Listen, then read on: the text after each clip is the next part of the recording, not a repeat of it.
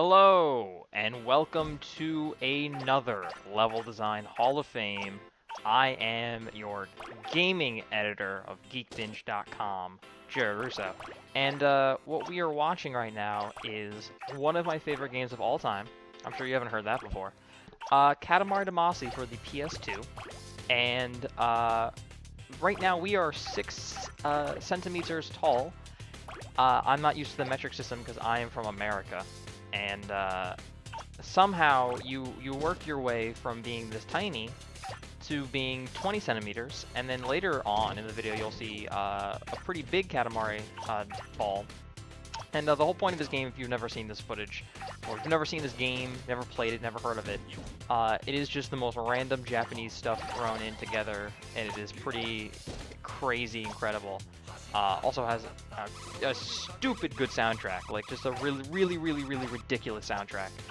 One of the best of all time. But I wanted to look at something that the Katamari Damacy games did very well that I feel like are underappreciated when people talk about this game. They talk about how much fun it is and how goofy it is and the humor and the soundtrack. And I guess the art design, because it's like even for back when it came out for the PS2 era, was like graphic-wise, it was just like very low quality on purpose almost, because it had this sort of look to it. And what the games did well is very much like God of War and God of War 2. They have this sense of scale where you really do work your way from being very tiny to being very large within the same level, within the same 10 to 20 minutes. And the progression there is really nice, especially in Katamari Damacy 2, which is called We Love Katamari, or We Heart Katamari if you read it literally. But for the game, when it first came out, like there's a lot of missions, and there's only so many levels, so they do repeat some levels, and that's not necessarily a bad thing, only because they give you different objectives and they give you different parameters and goals, especially in the second game, where they give you like just completely different missions to do instead of just getting bigger like the first game. It's like you have to keep your ball on fire, so only collect hot things. If you collect cold things, then you lose your heat. Or only collect animals. If you collect, other things, then you lose. Or don't collect any of this, avoid these objects. So those are all really fun, but the levels themselves, I feel like, are a really big part of the game, only because of when you're playing through them, they have to kind of give you, like, it's almost like a Tony Hawk park. It's like almost like a multiplayer map.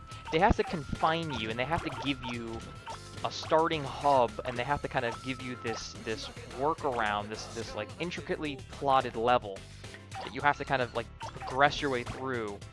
And when you get bigger, you gain access to going over fences or obstacles you were not allowed to go beyond, which opens up the level more, unless you kind of backtrack around to collect things that you thought were obstacles. Like humans could be like boundaries, they could be walls, like they could be things that you were supposed to avoid, and when you get big enough, you roll them over so they become part of your ball. So the level becomes like an obstacle, but then it becomes like an ally, where you're really kind of utilizing like the walls around you that were constricting you. They end up becoming something that you're actively looking for, and then beyond that there are buildings, and then you get big enough you roll over the buildings. So in this is like one of the really early levels, the earliest level in the first game.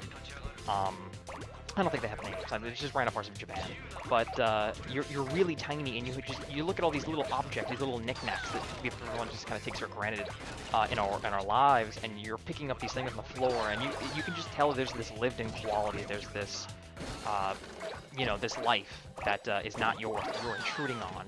And even though it's funny that the person's sitting at the table and you're just kind of rolling in front of the person, and but like it really does feel like you're in someone's home, and it's very personal, it's very intimate, and it's just really clever the way that like you're rolling around in this person's living room, or you're in this person's garden, or you're in this little town, you're in like like part of a zoo, you're in a pool, like they just put you in these like cool places that most people like don't put video games in, because you need a big crazy world, and you need lots of cover, and you need bombed out buildings, and but this game just takes place in just like these small suburban little areas of Japan that are just absolutely gorgeous. I would want to live there forever. but I really, really think that the levels, if they were not fun to roll around, and obviously they put a lot of fun things in here for you to collect and whatnot. So I think that the levels themselves, having the objects, and the gameplay of picking up the objects, and the level becoming the object, I think it's all kind of connected into one. But I really do think that almost every single level, I can't even think of one I don't like. There's a racetrack one in the first game where like you're on a little island and there's like a racetrack, and you know, they just put you in really fun spots. But it's not only what they put in the level, and it's not only just the art direction and the objects, but it's really kind of how you traverse around the world. It's how you get around and how do you utilize the space they give you to really maximize how much you're collecting, and growing your Katamari ball to kind of work your way around the levels and collect the level and become part of the level, and having eventually your level be so tiny that it's just the island that you were on when you were only a few meters tall. When you go up to kilometers, you pick up that island and it just becomes another, you know, I guess chain in the link, you know, it just becomes another part of the ball. So this one's gonna end and he's gonna do his royal rainbow and he's gonna suck you into his mouth. That's the king of all cosmos, of course. And there we go. There you go. Good. And we're gonna start up this one already at 89 centimeters. I have no idea how big or small that is, although it's really cool. I guess a lot of the common objects, like a park bench or a pair of twins or a tree, they you kind of know how big you are. You don't have to know millimeters, centimeters, or feet or yards or whatever. God, this fucking soundtrack, holy shit, so good. I still have the soundtrack. I listen to this all the time. But yeah, no, as you can see now, we're just like in another part of Japan, and it's so interesting. Like when you're going around these levels and you're just rolling around, you're obviously looking for things to pick up, but you kind of, I guess, if you play the game enough, you kind of start to notice. You can kind of best yourself. You can score better. You can basically have a more efficient path through each world. Again, like a Tony Hawk game where you really like start to learn like where everything is. You can learn how you kind of go from one place to another. Where in that game you're doing tricks. You're going from like grind rail to grind rail and from ramp to ramp, and you want to kind of keep your combos going. And this is if you want to keep your rhythm going. You want to keep your momentum going. So you want to keep picking up things in a sort of progression where you're getting bigger, and you can kind of steamroll right into the next part of the level where they kind of want you to go, where they go, you know, so you can get bigger and you can kind of advance on. So like they'll have these different gates that'll say like different heights, and you have to, obviously you can like go back and pick up the gate in the cones, and you can like, and you get past it once you're at a certain height, the restriction there. But like they kind of put objects past that gate for height requirements, and obviously you kind of work your way from gate to gate, but the game kind of doesn't force you to do that necessarily. You can kind of go in really whatever direction you want, more or less, and still kind of pick up enough tiny objects to get big enough. But I really feel like once you get past like the highest height requirement, the game opens up so much more, where you can go back any which way and pick up any sort of object, and you can go back and collect anything that was pissing you off, any sort of bicycle or skateboard or penguin walking by. You can just nab them. And it's really fun how just mixed like the world is to the objects around, because again they have to place all of the objects in a particular spot. They have to plan out what that level looks like. They don't want to put just a bunch of trinkets everywhere, because you know, no city, no town looks like that, no house looks like that. So they have to like strategically place what objects would actually be in that real world environment and how big they are, and they have to make sure that you are collecting the objects in a certain size. Like everything has to fit. Like everything has to be planned out so meticulously and so methodically. And this game nails it. This game absolutely nails it. It feels right, even though it's really wacky and ridiculous. It never feels off. You're just kind of in the world. It just makes sense.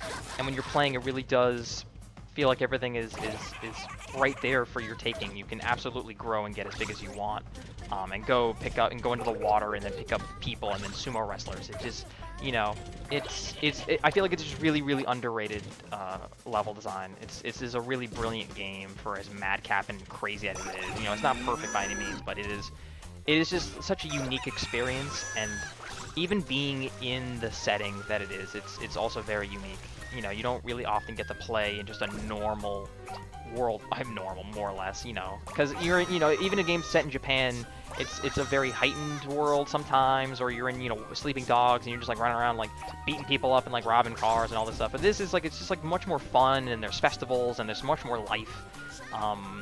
I could go on about this game forever, I really could. But I'm gonna have to end. Again, I'm Jared Russo. I work for Geek Binge. I'm putting out these videos as often as I can. I'm gonna start putting out way more YouTube stuff. If you want to comment and let me know what you think I should do next on anything, I will do a video on it. You can check out our podcast, Screen Bites with a Y, where we talk about all sorts of stuff like this. And, man, I might just let this music play out. This music is so good. So good. I'm not going to sing. But in any case, thank you for watching, and I hope you check out all of our other videos that we did. So I will check you guys out later.